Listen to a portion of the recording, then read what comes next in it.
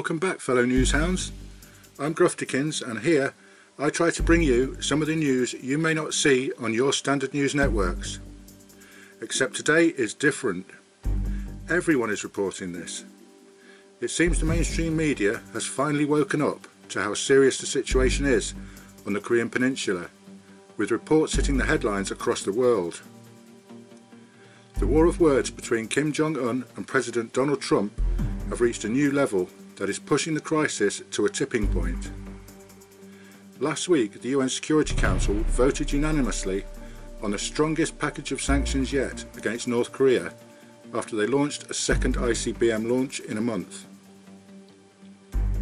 The communist regime responded with its usual anti-American rhetoric and threatened to turn the US into a sea of fire. A response that, let's be honest, did not come as a great surprise, as the world has become used to such statements being issued. However, this time the response from the US President was very different. In a press conference, while on a working holiday, President Trump said the following: "North Korea best not make any more threats to the United States. They will be met with fire and fury like the world has never seen. He has been very threatening beyond a normal statement, and as I said, they will be met with fire and fury, and frankly power the likes of which this world has never seen before."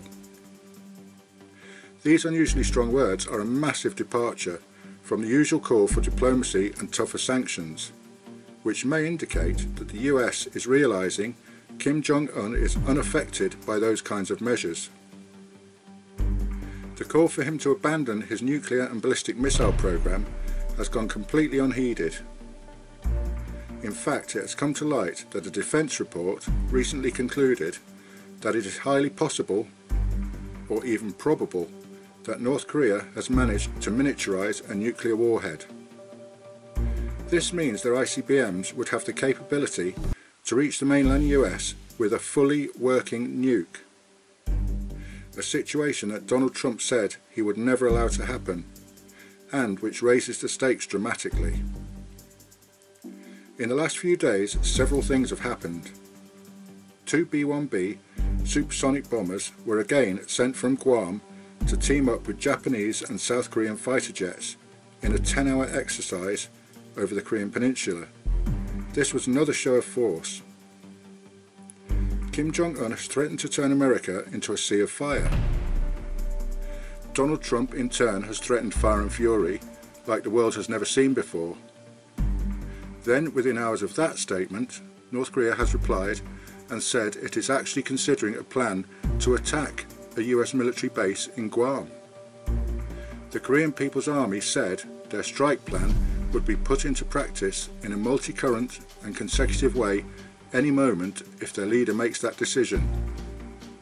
And now, the US Defense Secretary James Mattis has added his weight to the President's statement by saying the DPRK, North Korea's official name, should cease any consideration of actions that would lead to the end of its regime and the destruction of its people. The population of Guam are at the greatest risk if Kim decides to attack the US, as it is actually part of the United States, with its population being American citizens. As such, any action against them will of course be seen as an action against the whole of America. The governor of Guam, Eddie Calvo, made a 2-minute video message to try to reassure residents, telling them, "We are prepared for any eventuality." While this has been going on, China has been conducting massive live-fire naval drills in the Yellow Sea between China and the Korean west coast.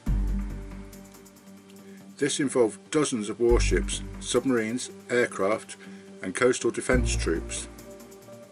During this, they fired off a huge number and variety of missiles in a fearsome show of force, designed not only as a warning to North Korea, but also as a message to the US that if any conflict threatens Chinese interests, they will not hesitate to act. They have also issued a statement which has been seen as a rebuke to not only Kim Jong-un, but also to President Trump, to avoid escalating the situation with words or actions. It has now become apparent that President Trump's administration is reaching the end of its patience and is reacting much more proactively, particularly as the threats from North Korea are becoming more real with each passing day. If Kim Jong-un carries out another ICBM test or nuclear test, then this may push the situation over the brink, and judging by past experience, it is highly likely that is exactly what he will do. The world is holding its breath as two unpredictable leaders, who have both been described as loose cannons, try to face each other down, with their fingers hovering over that big red button. I will try to keep you informed about this and other hotspot news from around the globe, so hit that subscribe button for further updates. And don't forget, now more than ever, the world is watching, so please be kind to each other.